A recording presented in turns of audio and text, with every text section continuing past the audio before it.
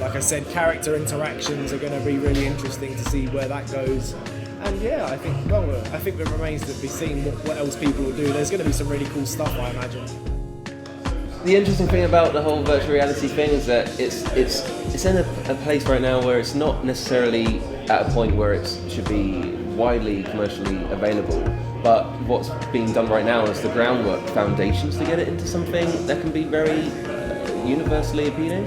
And so right now I'm working on a game called Goddess. It's kind of like you play the role of a god and you look down into a world.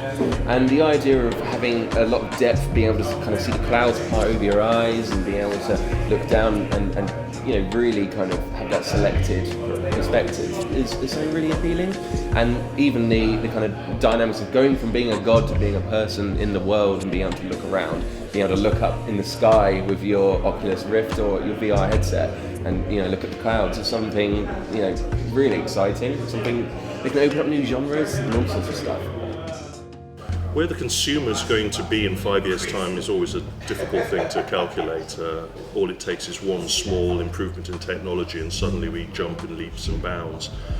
It's easier for me to try and speculate where we're going to be in about 2 years' time after the Rift has been officially launched to the consumer sector, and once we get a chance to see what Sony and other companies are going to do.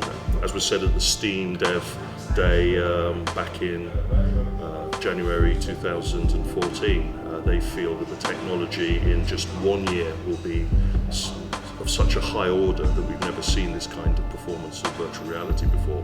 Seamless graphics, no screen door. So I think the experience is going to be compelling.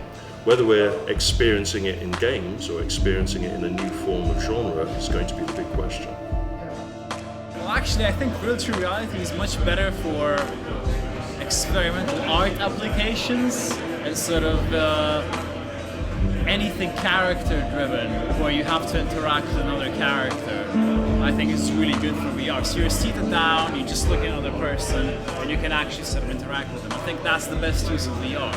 Not actually classical games like first-person shooters or anything like that are too fast for VR, currently at least. You have to look around and it gets dizzy and it's problematic. Whereas if you're just focusing on one spot and it's 3D and you can sort of look around or even with the positional tracking,